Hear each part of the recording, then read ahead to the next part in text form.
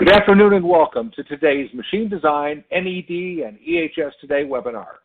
Our topic today is why machine safety is not safe without validation, sponsored by Schmersal. I'm Bob Vavra with Endeavor's Design and Engineering Group. Let's talk about how you can participate in today's presentation. If you have any technical difficulties during our session, simply type your issue into the Ask a Question box and a member of our team will assist you. You can also click on the question mark help button in the upper right corner of your screen. Also, please be aware that today's session is being recorded and will be available on the Machine Design website within the next week. You'll be notified by email when the archive is available. We also welcome your questions during our event today, and we'll get to as many of those as we can during the Q&A session that'll follow the main presentation, so feel free to send in your questions at any time. To do so, simply type your question into the Ask a Question box and click on the send button. So let's meet our presenter for today. We're really happy to have Peter Rigakos with us. Peter is a licensed professional engineer, holds a Bachelor of Science in Electrical Engineering degree from Saginaw Valley State University and an MBA from Purdue University. Peter started his career as an electrical engineer designing and reviewing automated safety systems, primarily for automotive manufacturing facilities. Since then, Peter's gained extensive knowledge in machine safety for various industries, and he's obtained his TUV Functional Engineering certification. Before joining Schmersal in 2012, Peter worked in the industrial automation industry in the areas of consulting, integration, and engineering design. He also supports technical colleges by offering a strategic plan for instructors to implement topics related to machine safety, automation into their curriculum. The safety curriculum includes hands-on workshops and lectures on issues related to machine safety automation. Peter, machine safety and safety in general is an enormously important topic to our audience, so we're really looking forward to today's presentation. Okay, thank you for the introduction. And once again, I am Peter Rigakos, and thank you for attending today's webinar, Why Machine Safety is Not Complete Without Validation. We hope you enjoy the topic, and we look forward to any questions you may have.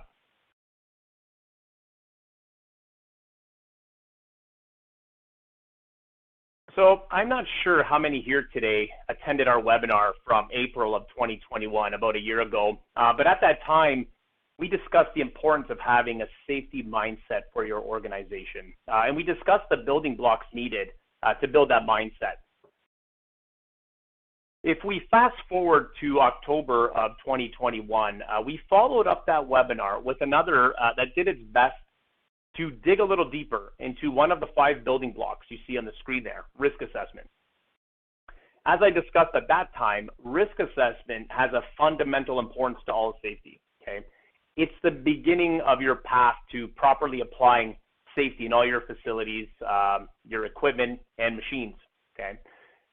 In today's webinar, we will take it one step further, and we will use the items we have learned from our company standard and our risk assessment to dig further and understand how the knowledge will help us complete the final steps needed to fully safeguard our equipment and follow that mindset, that safety mindset.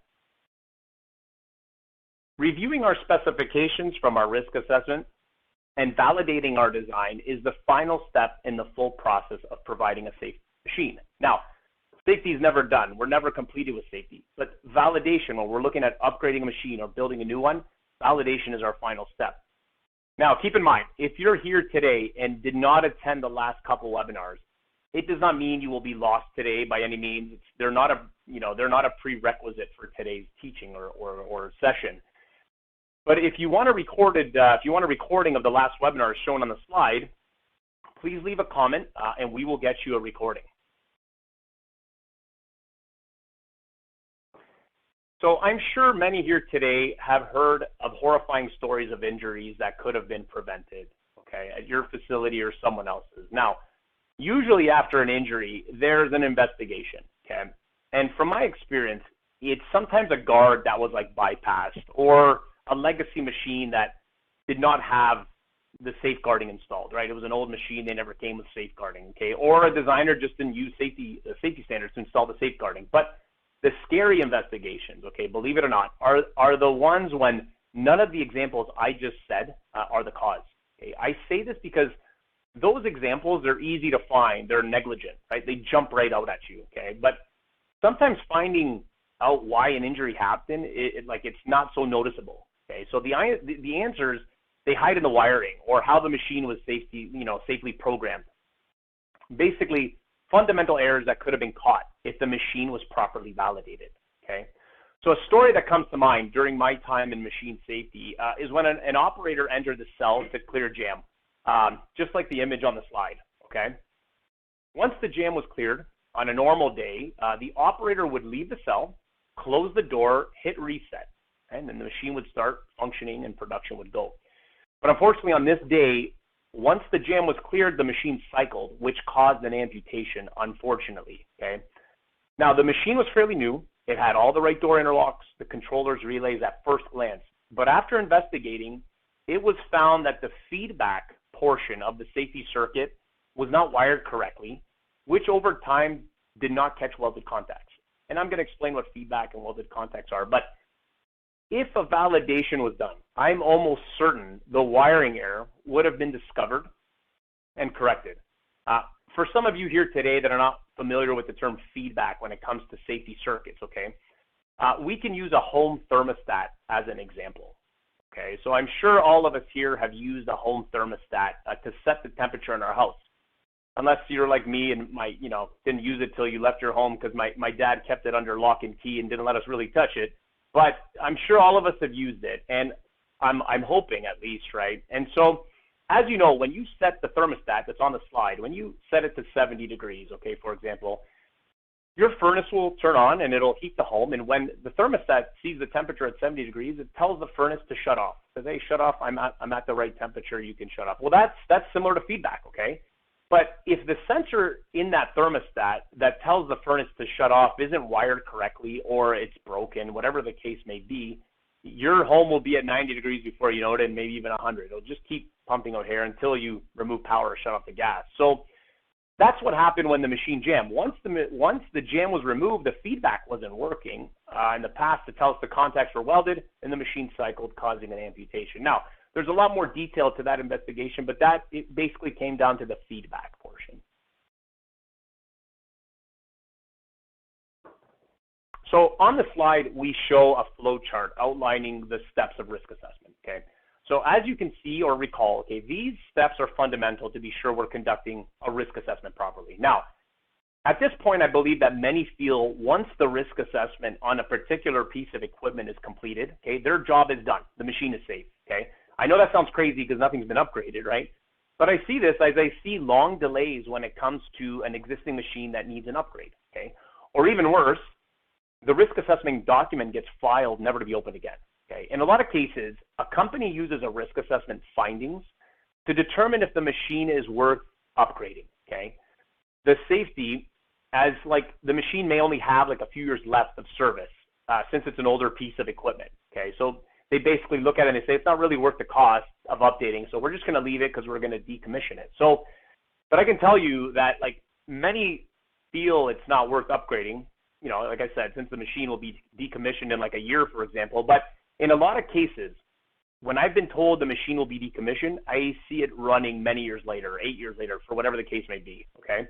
Now, I mean, like, I don't think that's anyone's fault, you know, as things are always changing. People leave the company, new people are hired, programs change, new programs come in. But regarding safety, if a machine is not safe, we should upgrade it no matter how long it's left in service, okay? At a minimum, the high priority hazards, the amputations, the irreversible damage should be upgraded, okay? I was part of a project where a risk assessment was completed. All the groundwork was done to have the machine upgraded. At that point, everything came to a halt. Nobody knew why. 4 years later, a new manager requested to have a risk assessment done on the machine again, okay? But simply because the plant, the other people around them, forgot that there was a risk assessment done 4 years prior, right? The new manager didn't know, but it was hidden and they forgot about it. So there's a gap between risk assessment and the upgrades where validation needs to be done, okay? Mainly on existing equipment, and this should be addressed and prioritized. Now, sometimes there's a rush to upgrade the equipment because there's like an OSHA order or there's like a new company goal to upgrade safety, okay? But from my experience, because of the rush, many use risk assessment document to install the wrong components. they rush, they install the wrong things, or even worse, without any review of the wiring or proper levels called out in the risk assessment.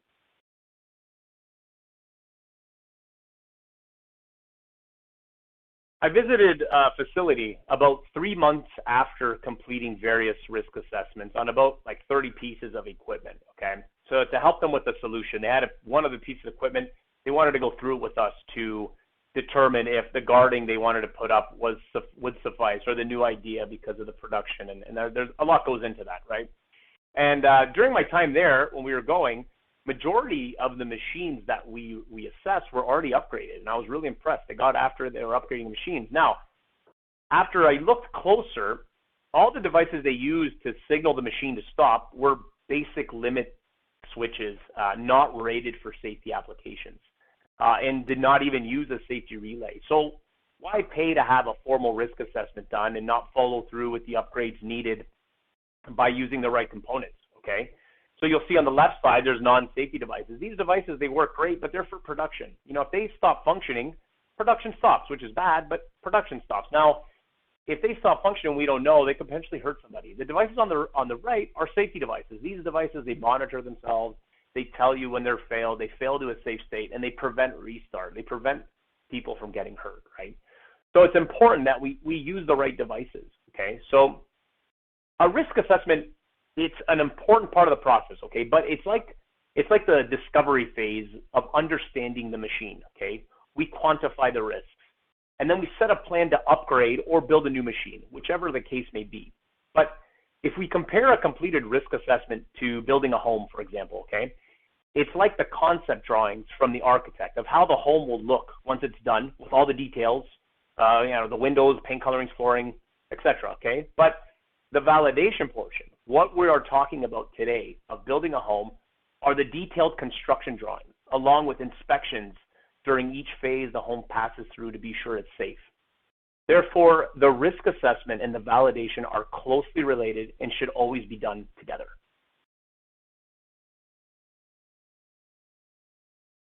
Using an example, okay, if our risk assessment showed a hazard to be a very high risk, okay, and our control measure, and if you remember, a control measure is what we choose to mitigate that risk. So the solution to mitigate it, the technology we're using, it could be a guard, it could be anything, okay? But if whatever we choose to mitigate the risk, again, the control measure, if it's to use an electronic, a pneumatic, or a hydraulic device, such as like a safety light curtain, a pneumatic dump valve, or a hydraulic valve, like shown on your screen, okay? We need to determine a performance level required. So if you haven't heard performance level, we're going to get into that and discuss that. But right away, we want to determine a performance level. Okay, so a performance level, it can only be used with electronic, pneumatic, or hydraulic devices. Okay, so once you choose any of those technologies for safety, right away think performance level. So now people here today may be thinking, well, what about safety integrity level? Okay, we call that SIL. You hear people say safety integrity level or SIL. You're right. SIL can be used as well, but SIL can only be used on electronic or electrical devices. Okay, therefore, when designing safety circuits for machines, they typically use electronic and either pneumatic or hydraulic. Okay, so performance make life a bit easier when you stay within one safety standard. So anyhow, whatever the case may be, once you determine a performance level or a SIL level, if you're using that standard, this is where the validation process begins.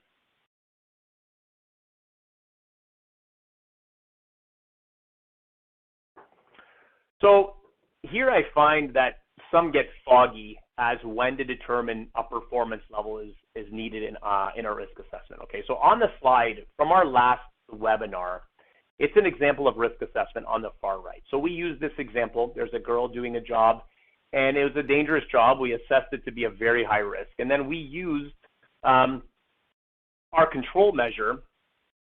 In this example, we used the safety light current. So the top row with the safety light current and the arrows, okay? We use a safety light current to mitigate that risk as our solution, okay?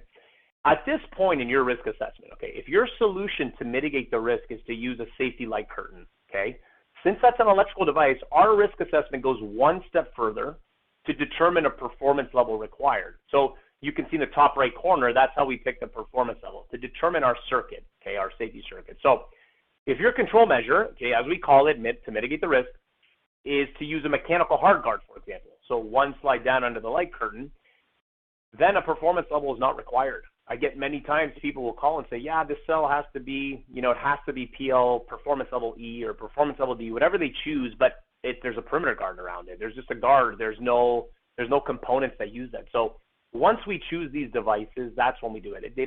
They're not for hard guarding and such and so forth, okay?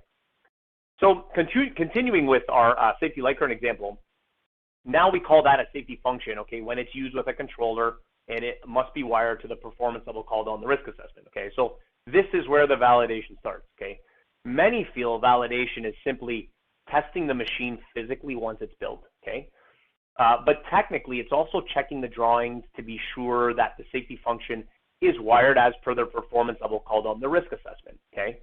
And then when the system is built physically, then we check the safety function by applying test faults and physically. That's when we start testing it and doing our tests. And we're gonna discuss that in the coming slide, okay? Also, I want to add that if you ever had like a risk assessment done, and in the risk assessment, the solution was provided either like electronic, pneumatic, or a hydraulic device as the solution or the control measure, please be sure they're also taking it a step further in determining the performance level required. It's important to have that, and I don't like when I don't see when they don't add that, because it's a big portion of the safety, right? I've seen that some don't offer it, and I feel it should be done.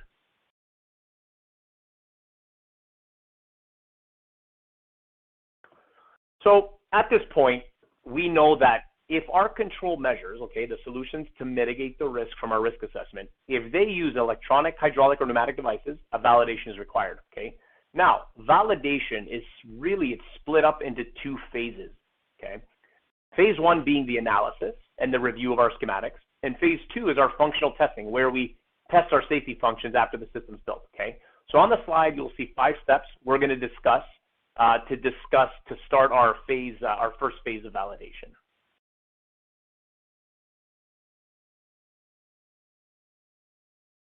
So I think the first one was a giveaway, since we kept talking about the 3 technologies. I said them many times, right? So required for our performance level. But now, I mean, your machine or system, okay, whatever the case may be, may have 1 safety light curtain, so 1 safety function, or 10 door interlocks, so 10 safety functions. Whatever the case may be, we need to determine each of these and list them accordingly. And you'll see on the slide, we have the first 2 are safety function 1, safety function 2, and then we can go into as many, can go on and on, right? But that's our function. We have our input, our logic, and our output. That's 1 function, and that's what we're going to be looking to test.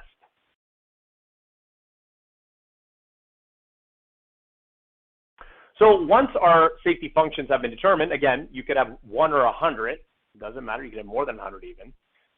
Once they've been determined, we need to be sure we know what is the performance level required for each safety function. And that comes, again, from our risk assessment, okay? That's always coming from a risk assessment. A lot of times I hear people say, yeah, I need this to be PLE or PLD. Well, where did you get that from? Why is it PLD? Where did it come from, right? An idea would be to list each safety function in like an Excel document to be sure we have all the performance level required in one place, as we will need that to be sure we can keep this information for our validation documentation.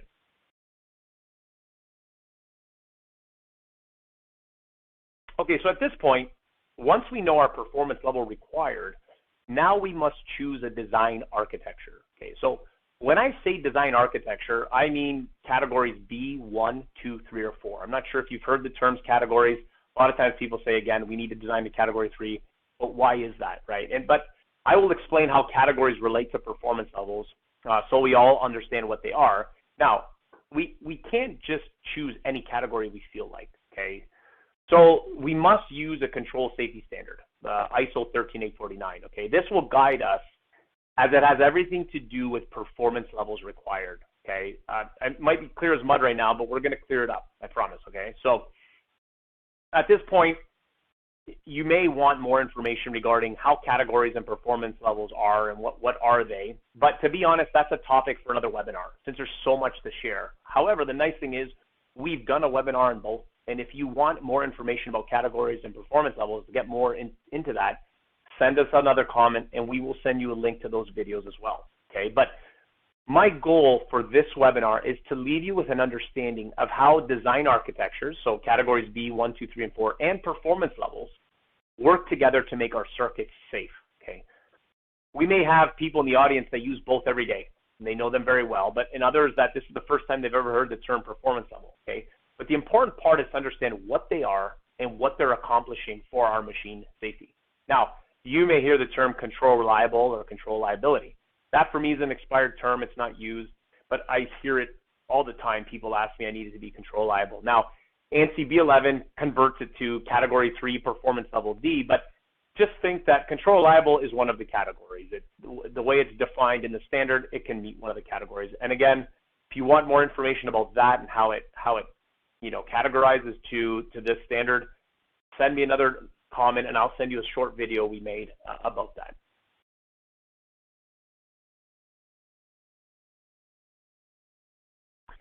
Okay, so to use an example, okay, so let's say we're a home builder, okay, we build home, and someone, a customer, asks us to build a 3-bedroom home, okay, with 3 bathrooms, okay, so great. I have my architecture in place. I know what the home is supposed to have regarding architecture, okay. At this point, we can visualize architecture when we're looking at the drawings or even when the home is built. Now, how do performance levels play into this example? Let's say that same customer wants a home to withstand a hurricane. Okay. Well, now we must use better materials to build a home. Instead of using straw, sticks, or wood planks, we're going to build our home with brick and maybe add some metal shutters on the windows, whatever the case may be. But I am sure we all agree that a brick home is much better than a straw home if a hurricane comes. And yes, I know what you're thinking. This example is starting to sound like the story of the 3 little pigs. And if you thought that, yes, you're right. The 3rd little pig that built his home out of bricks was ahead of all of us using performance levels way back when. So in all seriousness, if we use the story from the 3 little pigs, okay, each pig built their home architecturally, the same architecturally, outside of the chimney, okay? But the 3rd pig built it where it could last longer and had much less probability of failure from that big wolf, okay? This is how our design architecture, category B, 1, 2, 3, and 4, work with performance levels A through E, okay? Performance levels add a probability of failure. The higher the letter, with E isn't ever being the highest, there's a lower probability of failure. So not to say it will never fail, but the chances of it failing are much lower. So if we look at the example I used of the facility with the 30 risk assessments where they were using non-safe devices, they were building a home with a straw house, basically using the straw. They weren't preparing themselves for failure unknowingly, okay?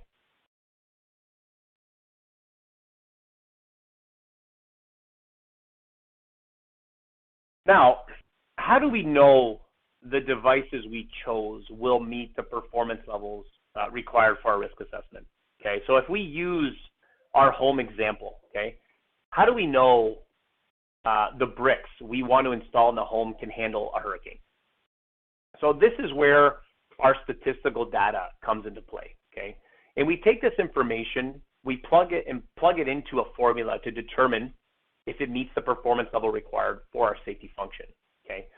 So assemble the data, put it into a formula, and calculate the performance level, okay? And again, don't let this formulas and statistics, throw you one way or the other, right? It's just basically data and information from the manufacturer, okay? So on the slide, you can see the items needed to determine a performance level. Now, the great thing is the majority of this info, it's provided by the manufacturer anyway. So you're just plugging it into a formula, okay? And some of the stuff that you come up with your own, it's a checklist. Like, does your system have this? Check mark, and it gives you a point. So it's not that bad to find it. Now, if you have a device where you can't find the statistical data, so let's say you have an older piece of equipment and you're thinking now, well, this thing was built before I was born, and this data and this information, I don't even know if the company's, still around. If you go in the annex portion of ISO 13849, they give sample data and sample rates for you to put into these formulas. Now, I want to add that I see many purchase, a safety device that's advertised as performance level E, so the highest level, from a manufacturer. And yes, like that's true. Like, it most likely is PLE device. However, if you use that device in a safety function where other devices do not have a PL rating, for example, then your safety function as a whole does not meet performance level E. So be sure to determine the PL, the performance level for the safety function. And just because you have a device that are PLE, it doesn't mean your safety function will come out as PLE, okay? A chain is only as strong as its weakest link, as we know the saying.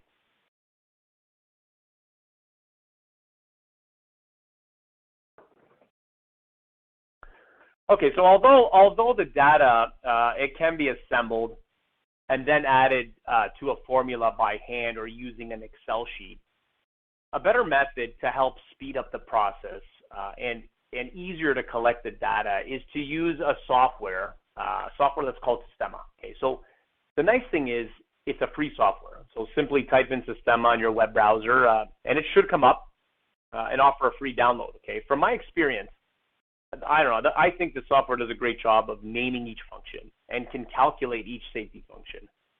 So keeping it organized, right? Again, it's a calculator, so it needs the right numbers. But again, if you have many safety functions, it keeps all the information organized, okay? Not to mention, majority, if not all, like safety device manufacturers, they have their own system libraries that you can add to the software. So you go to their website, they have a Sistema library, you pull it into your software, again, for free, and then you just pick the device that you purchased, and you drag and drop into your function. Now, I mean, like, for example, if you're using a safety light curtain from one manufacturer and an interlock from another, there's a good chance you can simply drag and drop the SLC model and the interlock model from two different libraries, and it adds the information for you. Okay, so it's really simple. And the printout, and a lot of people know how to read this documentation, right, when you supply it. Now, if you're a machine builder here and you do this for your customers, which is a great service, by the way, if you do this, your customer will know the printout. Everyone's used to the Sistema looking at it, right, to understand what it is and what the safety functions are doing. And it's, again, easy to document. So, you know, I suggest, even if you haven't used this, to try it on a current system. Like, go in your facility, pick out a machine, and just pull off some of the equipment, look them up in the library, and drag and drop and see what you come up with, just to test yourself, right? But please remember, okay, Sistema is not a replacement for ISO 13849. It's just a nice fancy calculator that makes life easy, but we shouldn't use it to replace our knowledge of ISO 13849. Be sure you're putting in the correct data, and so on and so forth.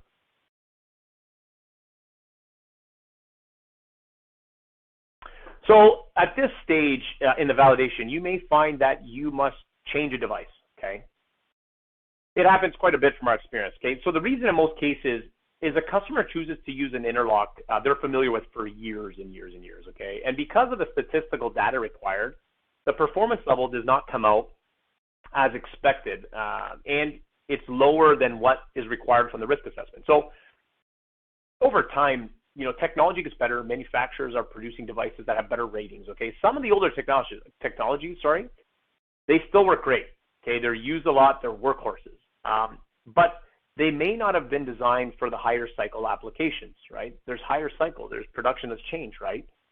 So for those examples. Now, this is typically where we find that an alternate device must be used to meet the performance level required. So once again, validation prevents many from installing the wrong safety devices from the process of validation we just explained. Okay, the nice thing is, at this point in the validation process, technically the system hasn't been built or wired, so nothing has to be replaced on the plant floor or on your new machine, right? It's still on paper. This is the beauty of it. Hey, this is wrong, this is it. I just pull another device from my library and I'm good to go, and I can buy that one and move forward with it. So basically, just simply design another device to meet it.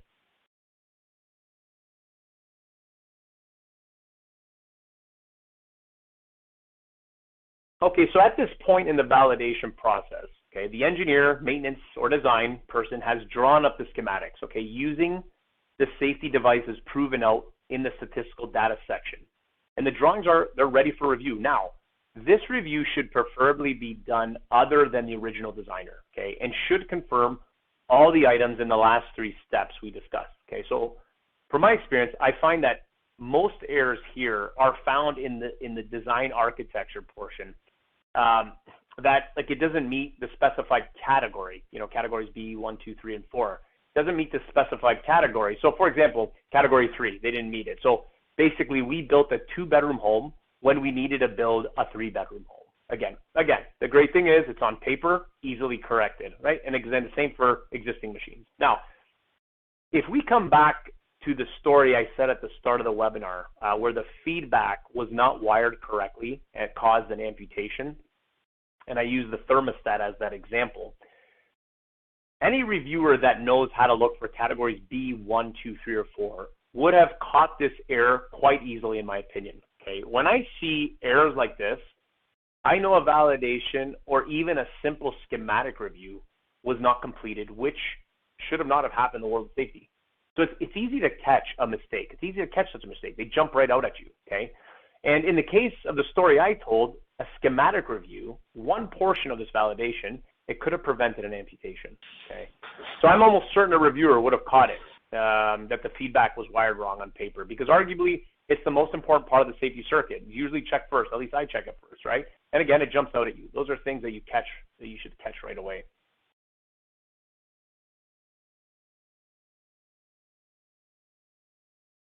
So another item that falls into the schematic review is safety PLC programs, okay, or any kind of programming of a safety device. So in my past, I've heard many say like, hey, it's a safety PLC, it's safe. But it's not the case when it comes to how someone programmed the safety PLC. So like, it's, when safety PLCs are used, like it's amazing to see that in most cases, the statistical data shows the safety function is at the highest level, performance level E, but it could still hurt somebody because the programming error, right? So in my past, while reviewing safety PLC programs, I found like many simple programming errors. It could have hurt somebody. They never did. We found them, but they could have hurt somebody, right? And so one story, one time while I was reviewing a safety PLC program, there was a large area at an automotive plant, okay? And it was protected by fixed perimeter guarding, okay? But it had 2 access points, okay? It had 2 access points. So door 1, the first access point, allowed access to area 1, and door 2 allowed access to area 2. Simple enough, okay? But so once door 1 was opened, all hazardous motion would have stopped in area 1, but it would allow area 2 to function because the operator couldn't get to that area, didn't have access to area 2. So the same was the case for door 2. Once door 2 was open, it would only remove hazardous energy to area 2. Well, again, this is how it's supposed to function. However, the safety PLC program did not reflect that. Door 1 would remove hazardous energy to area 2, and door 2 would remove hazardous energy to area 1, okay? So those actually mistakes are somewhat common, right? But the good thing is nobody got hurt, and it was caught during a validation. So if anything, it's a great story, as nobody was affected by the programming error, and I'm sure they would have caught it. They probably would have saw something was funky, or maybe someone would have got hurt. We don't know, okay? Another project I was part of was the function blocks in the safety PLC program. So on the left of the screen, you can see these little squares, and those are programmed by the manufacturer. So those are typically TUV certified. But sometimes you can make your own block to do some programming because you just want to have like a copy paste. Well, someone made their own block, but inside the block, we found that there could have been a dangerous condition. The good thing is we caught it. No one was hurt. The bad thing was it was installed, I think, on like 80 PLCs. So there was a lot of weekend work to go and upload a new function block, and so on and so forth. So these things are caught, but again, it's great that they were caught outside of anyone getting injured.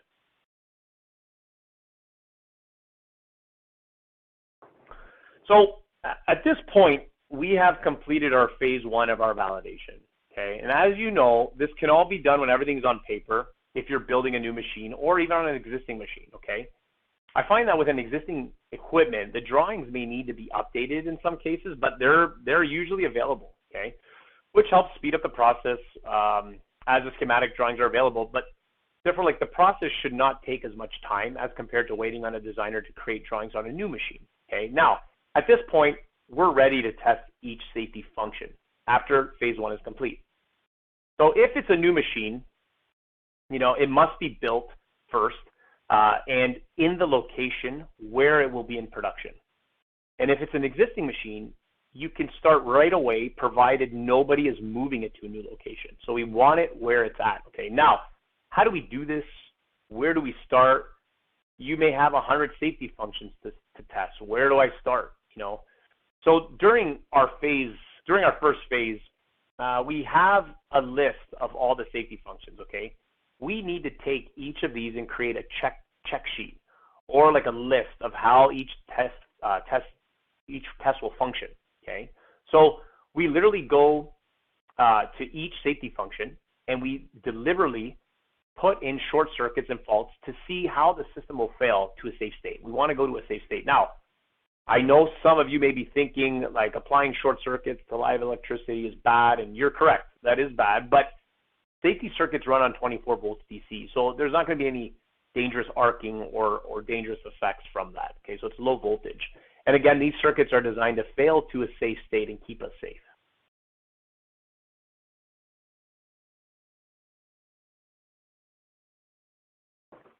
So here's an example of a checklist that you can create during phase one, okay, for each safety function. So as you review the safety function during your calculations or while using Sistema, you can create a list on Excel or Word or anywhere, how you feel, So as you can see on the slide, the documentation shows pass or fail.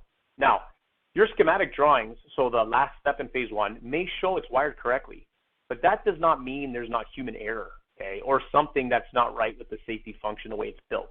And this is why we want it done where it's going to be running production, because of that human error, okay? So if there is a fail and it's right on the drawings, chances are it's been wired wrong, right? Or the device is not working correctly, like I just said, right? So this slide gives you an example of each function and how it's being tested. So I'll let you read what is in each checkbox if you can read it to get an idea. But you can see that we're installing a lot of jumpers.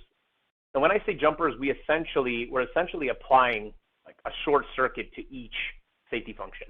So just remember that, the safety system is designed to catch these faults, and some systems will even tell you where the fault is, which is helpful down the road for maintenance and, also to confirm, how the system is working well. Now, although the testing is done during phase two of our validation, the list should be prepared in phase one. Now, that's a lot of perfect world thinking, for the designer, because the designer has an intimate knowledge of how he's designing, and he can apply, or he or she can apply the test phases of what they want to test. But again, a lot of times it's done in phase two, and a lot of times companies that I see they'll do the phase one on their own, and then phase two is done by a third-party company. They want to give all this information. They want a third party to develop this list, to develop the test and come and test it for many reasons. Some, they don't have the personnel to do it. They'd rather have it done by a third party, a fresh set of eyes. But again, so it's recommended to have it done in phase one, but phase two can be done as well.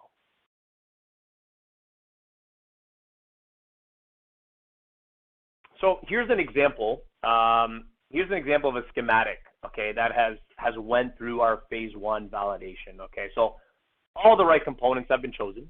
We confirmed it meets category 4 PLE from phase one. Now, I wish I could show you this in person, right? But it's virtual and we can't. I want to show you this on a machine. But I'll show you what's happening on the drawing, okay? So the device you see in the top left that says input, that's a door interlock, okay? And it's wired to a safety relay, which is shown as our logic portion, okay? And our outputs are K1 and K2. That all combined, you'll see output there. They all combined, they make our safety function. Okay, this is our wiring diagram. Again, it's checked in phase one, but this is these testing. We're doing it now. So the person conducting the validation, okay, they're using their checklist. They will now try to put the circuit into a dangerous condition, okay, by applying those jumper cables, which is the red line, okay, from the wired, we're that red line you see, we're taking an output and we're sending it to 24 volts. That's one of the tests to see how the circuit will react, okay?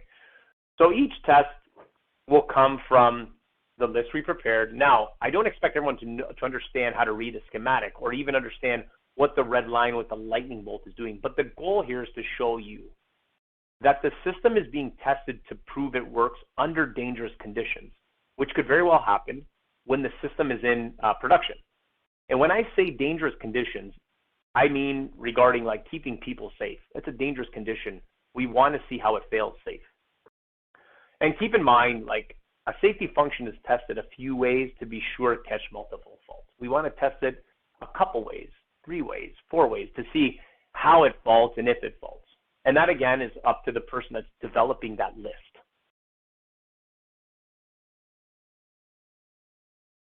Here's a section of safety PLC programming, okay? So the review should happen during the last step of phase 1, the schematic review, but in most cases, the programming isn't done until late and usually gets done when the system is installed because after so many tests, the program gets changed, so they got to move things around. Now, again, I don't expect everyone to know what's happening here, but there are some questions the reviewer should be asking when they see some of the blocks with the question marks.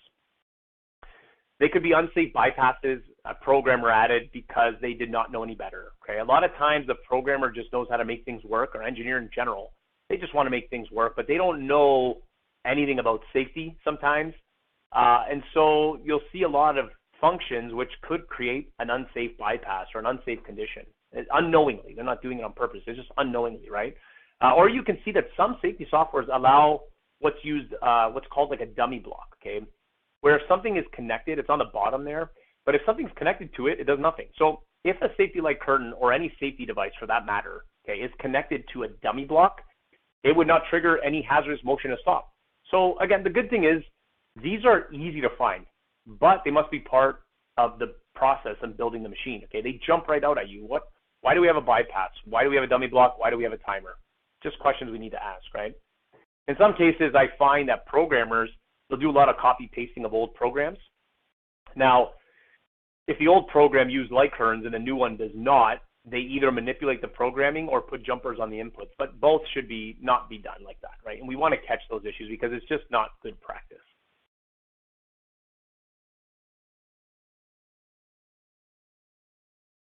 So in my past, when conducting validation, it was always difficult to figure out, how to do it, to perform it with like M12 devices when they started becoming used more and more. Now they're used everywhere, but at one point they were newer and such. Now, I mean, how do you get a jumper to test on such a cable? Also, I'm not sure if anyone here feels the same, but I always wonder if I'm making a good wire contact to doing the test properly. So therefore, I take my time, I test it many times to be sure it's tested. Well, although it's good practice to take your time, right, the process takes longer, okay? And although we want to be safe, we also do not want to spend too much time as it will make the task long and it'll add cost to the project, okay? So a couple years back, the device you see on the slide on the far right, that PLX, okay, that was introduced to help with validation. Personally, I haven't seen anything else out there like that. It's an impressive device. So instead of coming up with a way to physically validate, like cutting an old cable or something, you can connect it to this device and run all your tests. And like, if you remember, I said you test it in multiple different ways. Well, this does multiple different tests, okay?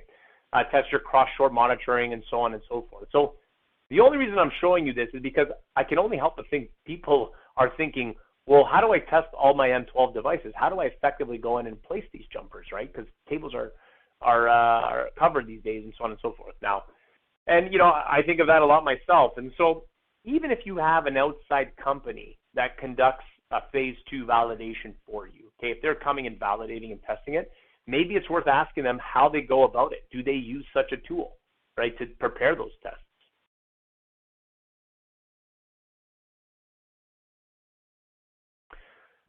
So I hope we were able to structure the steps required for validation in this webinar and provide you with a better idea of how it's structured and that it's important to complete with a formal risk assessment. Now, although we structured it and put it into steps, it does not mean that some or all of the steps must be done by someone in your organization, okay? From my experience when it comes to electronic, pneumatic, or hydraulic portion of machine safety, the expertise available to check and confirm such performance levels, the architecture, the schematic review, it's limited, okay? It's limited because people might not know to read those drawings or so on and so forth. So, and when we compare that to reviewing things like we can see physically, like guarding, okay? Like a guard that, fully covers a hazard, or a perimeter guard that's 6 inches off the ground and 72 inches high. We can see and touch those, right? But reading those drawings, sometimes people don't know or they don't want to do it, right? So therefore, there are third-party companies to help with some or all of the validation and provide the documentation. If anything, I always say it, have one done by a company that knows validation process well, learn from them, and do it on your own, or implement it into your process, or do some of the process on your own, right? From my experience, I see where many companies are capable of making their schematics meet the category and performance level, but they still want a third party to sign off, to confirm, hey, it is correct, and they just got another set of eyes to do that. There are third-party companies for that. So, also putting all your design into Sistema and proving the performance levels, right? Or just asking them to simply do phase 2. All of these things can be done by a third party to start your process off in validating your equipment. Again, I hope we were able to show you a lot of information today and leave you with something, and I want to move on to the question and answer period. Thank you. Thanks, Peter. Great presentation. A lot of great information out there, and a lot of great questions have come in from the audience, so we're going to get to those in just a second. If you'd like to submit a question, type your question into the Ask a Question box and hit the Send button. And also, please take a moment at the end of the presentation to complete the feedback form that will appear on your screen. A lot of questions come in on a wide variety of topics. Let's start with this one. How often does testing need to occur? Oh, it's a great question. Yeah. So the validation portion, it's really when you're in the design portion of it, and let's say you've validated, you have your documentation, you can leave it at that point. Now, if someone, let's say you want to add to the cell, you want to add a door, okay, another door interlock. Well, you need to validate it. You got to open that portion for the validation. And obviously test the components that were affected by that installation. Now, right, it's always good just in general practice and safety to go test your doors. If you're at a category 2 level, you're supposed to do that anyways. You have to go periodically test. But if you're at a category 4 and so on, it's good practice to do it. But for the sake of validation, it's only when you're adding other systems. You're growing the system or machine. I hope that answered your question. I think I'm putting the emphasis on the right word here in this question. Are you required to perform the failure testing? Failure testing, are you required? Well, it's part of ISO 13849-2, and so if we look at that, when you say required, I'm assuming you're asking about law and OSHA, and if that's not correct, let me know. But again, OSHA is always referring us to use safety standards, applicable safety standards. And ISO 13849-2 is where the validation portion come in. That is an applicable standard, and that is suggested to be done validation. So if we look at OSHA where they say use, the best applicable standards, ISO 13849-2 is, and that is all a majority about validation. Very good. Another question: can we do a validation on our plant floor before shipping it to the customer site? Yeah, good question. We get asked this, and preferably, and I'll have to get back to you on what exactly the standard says. I'm a little foggy there now, but I always say it has to be done at where it's going to be in production, okay? Because we want to prevent that human error. So it might be wired correctly on your floor as a machine builder, let's say. You validate it, great, and then you go ship it, and then something's wired incorrectly there. So you did it, but it's not in production. So I'm always worried that something will get wired incorrectly, and then you validate it for no reason. Okay, very good. This is a good question, I think. How can we easily tell if a device is a non-safety device or a safety device? Will it have a special designation or a label or an ISO standard reference? Yeah, that is a good question. Yeah, a lot of people, it's kind of crazy. If you look, sometimes, being in this world, I can just look at them and I know the colors of the manufacturers, but again, not everyone has that. And I'll see this question and I'll reply with some of the images, but on the device, you'll see the images. There's international symbols for positively force guided. You'll see in the documentation, it'll tell you the performance level or the category rating that it can be used in, or it is, right? So in the manual is a big part of it. Personally, I'll see there's a circle with an arrow, and that's an indicator that it is a safety device.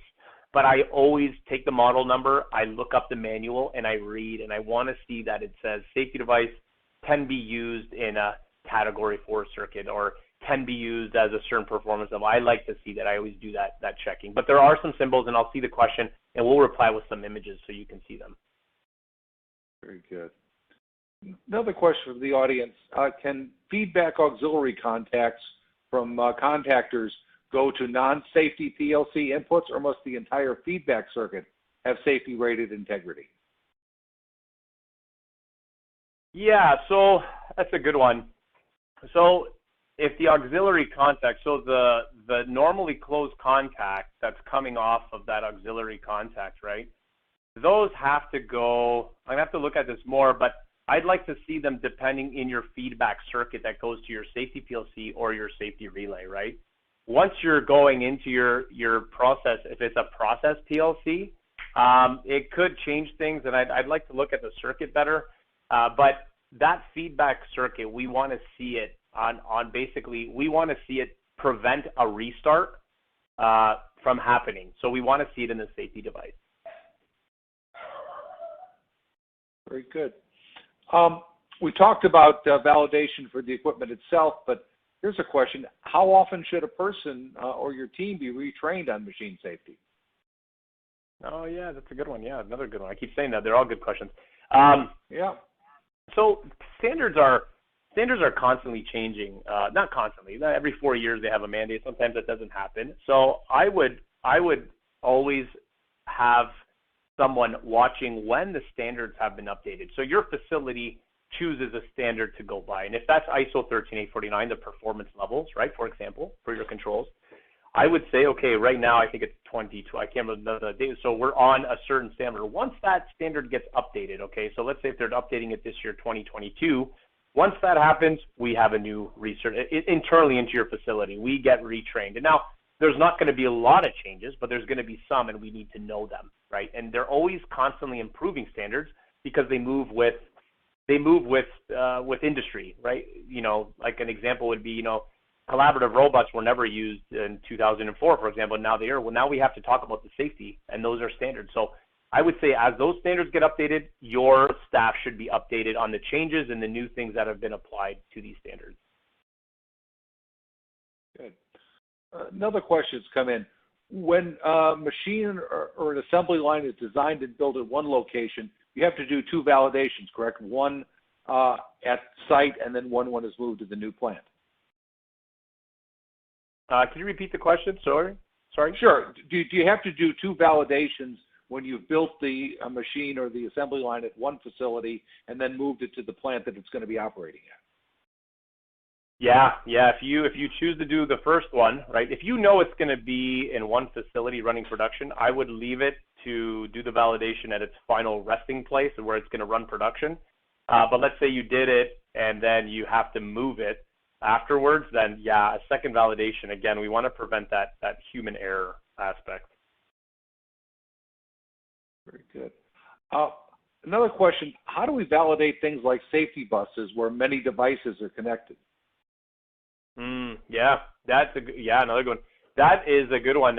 We have safety buses, and you know, you could apply the wrong node or you could apply the wrong thing to it. Very true. That is similar, the way I see it, to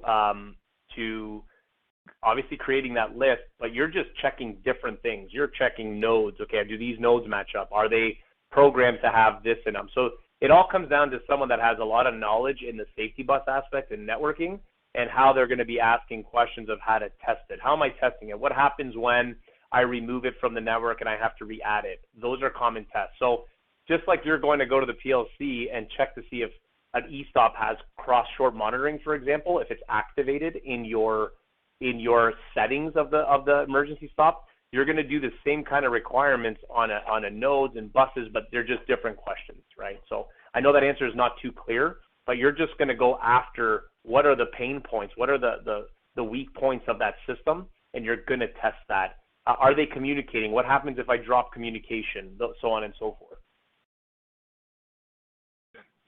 Got time for a couple more. The presentation talked about reviewing the safety PLC program, but how do we test the safety PLC?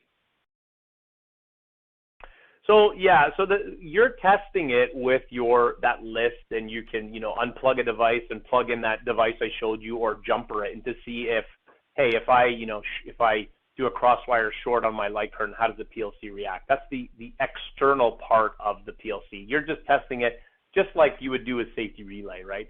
But when you look at the program inside of it, how it's programmed, that's more, you're looking at, okay, if I open this door, what stops? Or if I were to hit this e-stop and open this door, does this continue to run? You're looking more at a scenario aspect. For example, another time I was looking at 2 light curtains, and light curtains were wired incorrectly. They're just simple inputs that go to the wrong person. So the wrong light curtain was protecting the wrong person. So it's more of a scenario aspect. So you're not testing the program, really, because you can't really force them to say PLC. You're looking at the scenarios of how the thought process of the programmer was going. They'll say a lot of people use bypasses, and they use it because, hey, when I'm in production, I have to test this part. So the programmer's like, perfect, I'll just put a bypass. Well, that bypass is an unsafe condition. So unknowingly, they put a bypass that could hurt someone. So you have to say, hey, this bypass could cause an error. It could cause an injury. We can't have that. We have to think of something else.